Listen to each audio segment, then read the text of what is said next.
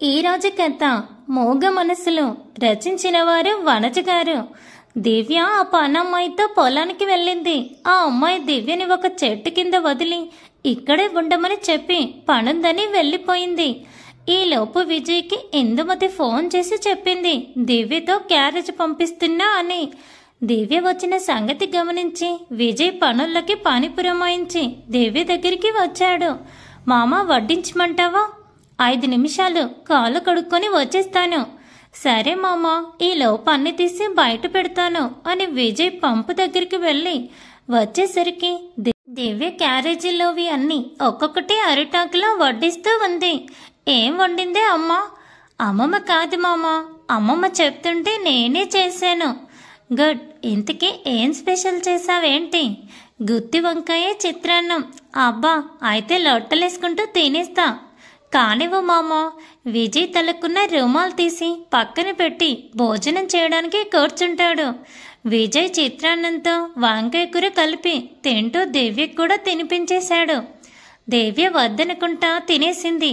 పాపం ఎండలో అంత దూరం నడిచి వచ్చేసరికి దివ్య పని అయిపోయింది. అందుకే విజయ్ సారీ ముద్దులు పెడుతుంటే మారం చేయకుండా బొద్దిగా తినింది. విజయ్ ఆకు మడిచి పక్కకు విసిరేసి దివ్యని తీసుకొని పంపు దగ్గరికి వెళ్ళాడు చేతులు కడుక్కోవడానికి. మామ, ఇంక నేను వెళ్తాను. ఒక్కదానివే వెళ్తావా? హా, ఇందాక వచ్చినప్పుడు దారి గుర్తు పెట్టుకున్నా. నేను ఒక్కదాన్నే వెళ్ళగలను మామ. అయినా ఇంటికి వెళ్ళి ఏం చేస్తావే? ఖాళీయే కదా, ఎండ కూడా బాగా కాస్తుంది. వండిపో, సాయంత్రం ఇద్దరం కలిసి వెళ్దాం. సరే మామ, నేను ఇక్కడే కూర్చుంటా. మరి ఇక్కడే కూర్చో, ఎటు వెళ్ళకు. నేను నా ఎదురుగా ఉండే పొలంలో ఉంటాను. హా, అలాగే మామ. విజయ్ వారి నాట్ల దగ్గర పని చేయిస్తూ ఉన్నాడు. దివ్య కాసేపు కూర్చుని, కాసేపు పడుకొని, కాసేపు అటు ఇటు తిరుగుతూ ఉంది. ఇంకా పిచ్చ బోర్గా ఉంటే విజయ్ దగ్గరికి వెళ్ళింది. ఏయ్, నువ్వెందుకు వచ్చావే ఇక్కడికి? నువ్వేమో నన్ను అక్కడ వదిలేసి వచ్చావు, నాకేమో బోర్గా అనిపించింది. అందుకే ఇక్కడి వరకు వచ్చాం. ఓయ్, మెల్లిగా రా, గట్టు మీద జాగ్రత్త, కింద పడతావు. నేనేమీ పడనులే మామ అంటూనే కింద పడబోయింది. అంతలో విజయ్ వచ్చి పట్టుకున్నాడు. థ్యాంక్స్ మామ. ఇందుకే వద్దన్నా కదా మామ, నేను కూడా వరి నాటుతా. వద్దే, నీకు రాదు, పక్కన ఉండు. ఇంతలో పని వాళ్ళలో ఒక ఆమె వచ్చి నేర్చుకోనివ్వండి బాబు గారు. ఎప్పటికైనా ఈ పనులన్నీ చూసుకోవాల్సింది అమ్మగారే కదా. అలా చెప్పండి. పదే రంగమ్మ, నాకు నాటడం నేర్పిద్దువు అని విజయ్ వద్దంటున్నా కూడా పొలంలోకి వెళ్ళిపోయింది. అక్కడ బురదకి చీర నడుములోకి దోపుకొని వంగి రంగమ్మ చెబుతూ ఉంటే దివ్య వరి నాటుతూ ఉంది. దివ్యని చూస్తున్న విజయ్కి మాతిపోయింది. కాసేపు అలాగే చూసుకుంటూ ఉన్నాడు తన ప్రేయసిని. ఓసిని, నువ్విలా చేస్తుంటే నాకు చాలా కష్టంగా ఉందే బాబోయ్. రోజు రోజుకి నా మతి పోగొట్టేస్తున్నావు కదే అని మనసులో అనుకుని దివ్య దగ్గరికి వెళ్ళి నేర్చుకున్న పని చాలే కానీ రా అని ఇంకో తోట వైపు తీసుకెళ్ళాడు. అబ్బా మామ, నేను బాగానే చేస్తున్నా కదా, ఎందుకు నన్ను తీసుకెళ్తున్నావు? నీకు బాగానే ఉందే, నాకే ఏదేదో అయిపోతుంది. ఏంటి ఏమన్నావు మామ? ఏం లేదులే, ముందా చీర సారి చేసుకో. హా అని విజయ్ చేతులు విడిపించుకొని చీర సర్దుకుంది. విజయ్ కొబ్బరి బొండాలు కొట్టించడానికి వెళ్ళాడు. దివ్య అటు ఇటు చూస్తూ అక్కడ ఒక అతను కుండలతో దించుతూ ఉంటే అక్కడికి వెళ్ళింది. ఏంటి బాబాయ్ ఇది? హరి అంటే ఊర్లో అందరికీ తెలుసు, పెద్ద భూస్వాములని. ఇంకా విజయ్ దివ్య పెళ్లికి ఊర్లో అందరూ వెళ్ళటంతో దివ్య అందరికీ తెలుసు. ఆ బాబాయ్ ఏం చెప్పాలా అని బుర్ర గోక్కుంటూ ఉన్నాడు. చెప్పండి బాబాయ్, ఏంటిది? అది మజ్జిగమ్మా, నాకు బాగా దాహంగా ఉంది, ఇటు ఇవ్వండి. వద్దమ్మా అని చెప్పేలోపే కొండలోది మొత్తం తాగేసింది. ఇంకొకటి అని ఆ బాబాయ్ చేతిలోంచి రెండో కుండ కూడా లాగేసుకుని తాగేసింది. విజయ్ కొబ్బరి బొండాలు కొట్టించి 2 తాగడానికని తీసుకొస్తాడు. కానీ దివ్య కనబడలేదు. చుట్టూ చూస్తే అక్కడ ఒక అతనితో దివ్య గొడవ పడుతూ కనిపిస్తుంది. వెంటనే విజయ్ అక్కడికి వెళ్ళాడు. చూడు మామ, ఈ బాబాయ్ నాకు మజ్జిగ ఇవ్వడం లేదు. విజయ్ ఒక చూపు చూసేసరికి అదే బాబుగారు అమ్మగారు ఇదేంటి అని అడిగితే ఏం చెప్పాలో తెలియక మజ్జిగ అని చెప్పేశాను. 2 కుండలు తాగేశారు. విజయ్ కోపంగా నువ్వెళ్ళు అనేసరికి ఆ బాబాయ్ కుండలు తీసుకుని జంప్ అయిపోయాడు. దివ్య ఇటురా. హాయ్ విజయాదిత్య, నా బంగారు మామ. విజయ్ నోరెళ్ళబెట్టి చూశాడు. నువ్వు నా మొగుడు, నాకు మాత్రమే మొగుడు అంటూ విజయ్ని హక్ చేసుకుని ముద్దులతో ముంచేస్తుంది. విజయ్ నవ్వుకున్నాడు. ఏంటి ఏంటి విజయ్, నడుము దగ్గర చీర కవర్ చేసుకోవాలా? నేను చేసుకోను అని నడుము దగ్గరున్న పెయిన్ తీసేసింది. విజయ్ చేతులు కట్టుకుని చూస్తూ ఉన్నాడు. నాలో కొత్త దేవిని చూస్తావా విజయాదిత్య? విజయ్ ఆశ్చర్యంగా చూస్తూ ఉన్నాడు. ఎలా? ఇలానా ఇలానా అంటే ఫోజులు పెట్టింది. మళ్ళీ విజయ్ నవ్వుకున్నాడు. నేను చిన్నారిని కదా. అవును, కాదు కదా, the great Divyanka wife of poor Vijayaditya అంటే సడన్ గా విజయ్ని లాగి గట్టిగా హక్ చేసుకుంది. ఎంతగా ఉంటే గాలి కూడా వారి మధ్య దూరలేనంతగా. మళ్ళీ వెంటనే వదిలి ముందుకు పరిగెత్తింది. విజయ్ కూడా తన వెనకాలే వెళ్ళాడు. కట్టె పట్టుకుని పని వాళ్ళందరినీ సరిగ్గా చేయండి అని బెదిరిస్తూ ఉంది. విజయ్ దివ్యని పక్కకి లాక్కొచ్చేశాడు. దివ్య వెళ్ళి గడ్డివాం మీద కూర్చుంది. దివ్య దిగు, జారతాం. లేదు లేదు, నేను దిగను. మంచి దివ్య కదా, దిగాలి. నేను చెడ్డ దివ్యని కదా, దిగను. అబ్బా దిగు దివ్య. అబ్బా దిగను విజయ్. ఏయ్ దిగుతావా దిగవా? ఏయ్ దిగుతావా దిగవా? సరే నేను వెళ్ళిపోతున్నా. సరే నేను కూడా వెళ్ళిపోతున్నా. అయితే నేను నీతో మాట్లాడను కటీఫ్. నీకు నాకు వద్దు వద్దు వద్దు. వస్తా, కానీ నేను అడిగింది ఇస్తే దిగుతా. ఏం కావాలి? నాకు బోలెడన్ని ముద్దులు ఇస్తానంటే వస్తా. విజయ్ ఆ అని నోరు తెరిచి సరే ఇస్తాలే, దిగు. హా ప్రామిస్. దివ్య కిందికి దిగి తానే విజయ్కి ముద్దుల వర్షం కురిపించింది. ఇంకా దివ్య చేసే అల్లరి అంతా ఇంత కాదు. అటు తిరిగి ఇటు తిరిగి విజయ్ని తిప్పించి 30 తిప్పలు పెట్టింది. చివరికి బురదలో పడింది. విజయ్ 2 చేతులతో దివ్యనెత్తుకుని నీళ్ళ దగ్గరికి తీసుకెళ్లి బురదంటిన చోట మొత్తం నీట్గా కడిగేశాడు. దివ్య సాయిగం పైగా తడిసిపోవడంతో తన షర్ట్ తీసి దివ్యకి వేశాడు. దివ్య అలాగే కళ్ళు మూసుకొని విజయ్ మీద వాలిపోయింది. విజయ్ దివ్యని పొలంలో ఉన్న గుడిసెలోకి తీసుకెళ్లి తన ఒడిలో పడుకోబెట్టుకుని కళ్ళు తాగినప్పుడు దివ్య చేసిన అల్లరి గుర్తు తెచ్చుకుని ఉన్నాడు. తనని పేరు పెట్టి పిలవడం, హాక్ చేసుకోవడం, ముద్దులు పెట్టడం, తనలో తానే సిగ్గుతో కూడిన నవ్వు నవ్వుకున్నాడు. ఇంకా సాయంత్రం అవ్వటంతో పని వాళ్ళు విజయ్కి చెప్పేసి వెళ్ళిపోయారు. విజయ్ దివ్యని లేపాడు. దివ్య లే, ఇంటికి వెళ్దాం. ఏ ఇంటికి? నీ మొగుడింటికి. నేనే ఇంటికి రాను, ఇక్కడే ఉంటా, ఇలాగే ఉంటా, ఇలానే ఉండిపోతాను. ఎంత బాగుందో నీ ఒళ్ళో అని మళ్ళీ కళ్ళు మూసుకుంది. ఇంకా పొద్దు కూకడంతో ఇంటికి లేట్ అవుతుందని దివ్యని భుజాలు పట్టుకుని తట్టి లేపాడు. విజయ్కి కొంచెం కోపం వచ్చింది. ఎలాగలా దివ్యకి కాస్త మత్తు వదిలింది. అమ్మయ్య అనుకున్నాడు విజయ్. దివ్యని వెనక్కి రమ్మని చెప్పి తను బైక్ దగ్గరికి నడిచాడు. ఎంత స్టార్ట్ చేసినా అది స్టార్ట్ అవ్వటం లేదు. పెట్రోల్ అయిపోయిందేమో అని ఒకసారి బండిని వంచి లేపి మళ్ళీ కిక్కిచ్చాడు. అయినా స్టార్ట్ అవ్వలేదు. ఏంటి మామ, బండి స్టార్ట్ అవ్వలేదా? ఈ తింగర్ దానికి ఇంకా మత్తు దిగలేదా అనుకున్నాడు. లేదు, రిపేర్ చేస్తావా? అయితే ఎలా? మనం ఎలా వెళ్ళాలి? దేవుడు కాళ్ళిచ్చాడు కదా, నడు. అమ్మో, ఇంటి వరకా? అంత దూరం నేను నడవలేను. నన్ను ఎత్తుకో మామా. ఎత్తుకునేది లేదు, ఏం లేదు. పద నడు అంటూ ఏడుపు ముఖం పెట్టుకుని విజయ్ వెనుక నడిచింది. విజయ్ కొంత దూరం వెళ్ళాక ఇంకా తను నడవలేనని గబుక్కున వెళ్ళి విజయ్ వీపెక్కేసింది ఉప్పు మూటిలాగా. ఏ దివ్య, ఏంటిది చిన్నపిల్లలాగా? దిగు. దిగ్గను అంది. ఎలాగే నిన్ను మోసేది? ఇంత బరువున్నావేంటి? దిగు. నోనో, నేను దిగను. నాకు ఇలాగే బాగుంది. ఇలాగే నీ వెనకాల సప్త సముద్రాల వరకైనా వచ్చేస్తాం మామా అంటుంటే విజయ్, ఈ తింగరదానికి నా మీద పిచ్చి బాగానే ఉంది, కాకపోతే దానికి అర్థం కావట్లేదు ఏంటి అనేది. ఇంకంత మాట అన్నాక విజయ్ మాత్రం ఏమంటాడో చెప్పండి. అలాగే కాసేపు మోసుకొని వచ్చాడు. ఇంతలో ఒక ముసలాయన సైకిల్ మీద వెళుతూ, బాబు మీరు హరిశ్చంద్ర గారి అబ్బాయి కదా? హా అవును తాత. మరి ఇదేంటి బాబు నడిచి వెళ్తున్నారు? అది బండి రిపేర్ అయింది తాత, అందుకే అది పొలం దగ్గరే వదిలి నడుచుకుంటూ వెళ్తున్నాం. అయ్యో ఇక్కడి నుంచి ఇల్లు చాలా దూరం కదా బాబు, పోనీ నా సైకిల్ తీసుకుని వెళ్ళండి, మా ఇల్లు దగ్గరే, నేను నడిచిపోతాను. విజయ్ ఇలాగే వీధుల నుండి వెళితే బాగోదు అనుకొని ఆ సైకిల్ తీసుకున్నాడు. థ్యాంక్స్ తాత అని అన్నాడు. పర్వాలేదు బాబు అన్నాడు. విజయ్ దివ్యని దించి సైకిల్ ఎక్కుతాడు. ఏయ్ ముందర కూర్చుంటావా వెనక కూర్చుంటావా చెప్పు అంటాడు.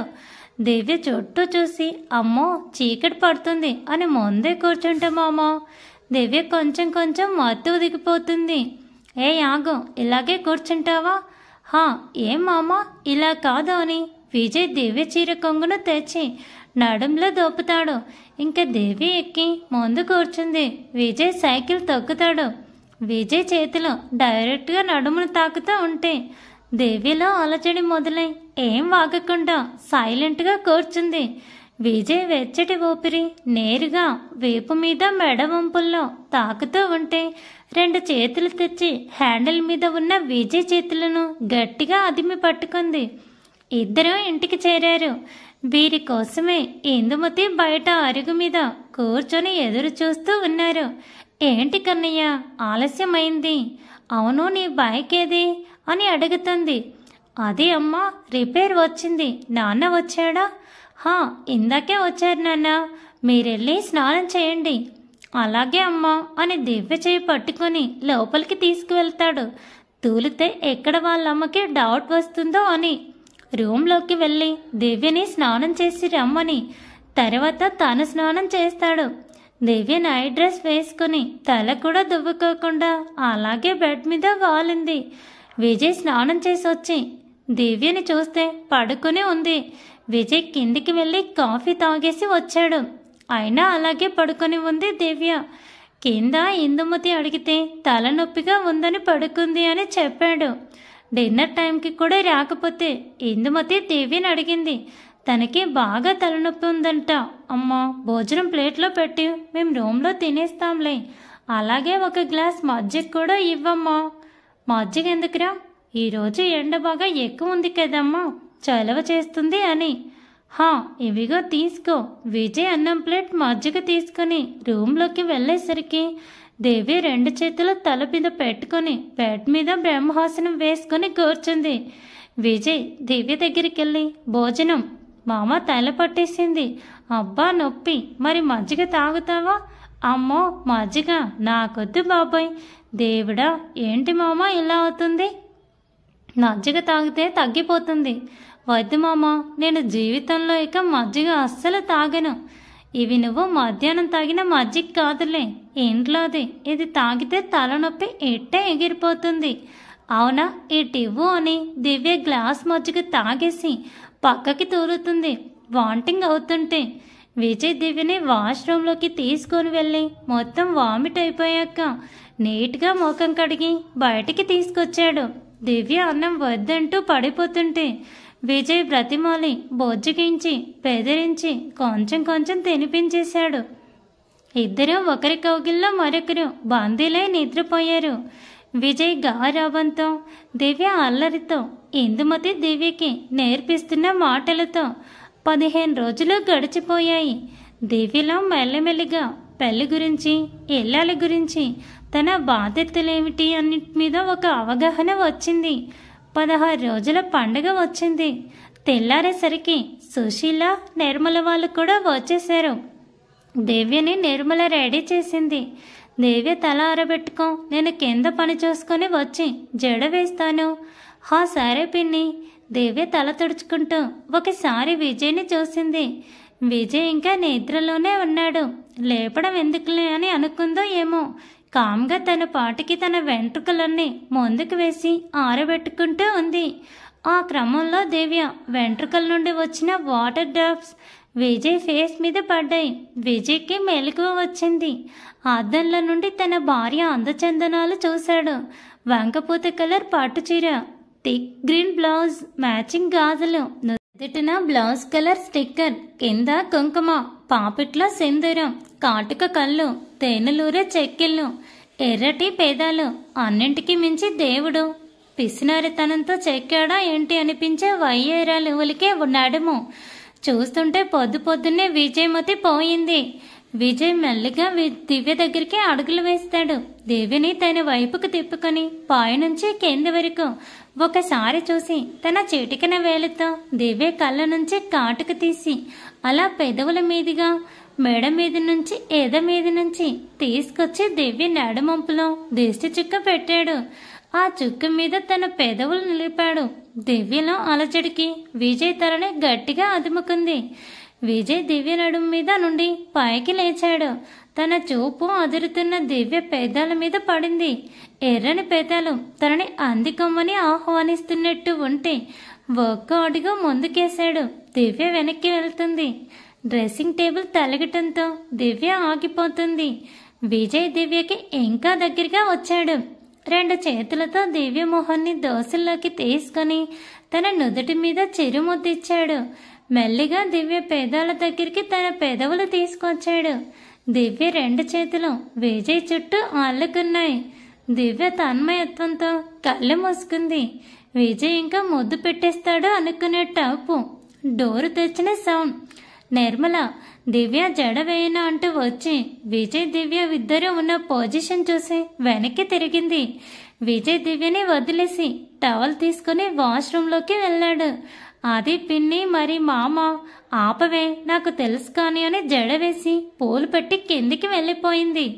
విజయ్ స్నానం చేసి బయటకొచ్చి దివ్య ముందు హెయిర్ విదిలించాడు. తన ముక్కుతో దివ్య ముక్కుని రబ్ చేశాడు. దివ్య విజయ్ని బెడ్పై కూర్చోబెట్టి టవల్తో తల తుడిచింది. బీరువాలో నుండి పట్టుబట్టలు తెచ్చి విజయ్కిచ్చి వేసుకోమని చెప్పి బయటికి తెర్రమంది. విజయ్ నవ్వుకొని రెడీ అయి కిందికి వచ్చాడు.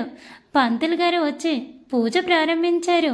పూజ అయిపోయాక దివ్యకి పసుపు తాడు తీసి మంగళసూత్రాల నల్ల పూసలు, ఎర్ర పూసలు, 2 లక్ష్మీ కాసులు కలిపి బంగారు గొలుసులో ఎక్కించి విజయ్ చేత వేయించారు. పక్కింటి ఎదురింటి ముత్తైదులు కూడా వచ్చారు. వారికి దివ్య చేత తాంబూలాలు ఇప్పించి భోజనం పెట్టి పంపించారు. అందరూ వెళ్ళిపోయాక ఇంట్లో వాళ్ళు భోజనాలు చేసేశారు. అమ్మ విజయ్ దివ్యని ఊరికి పిలుచుకు వెళ్తాం, సార తేవాలి కదా. తీసుకెళ్ళి సుశీల, నెలలోగా సార తీసుకురావాలి తెలుసు కదా.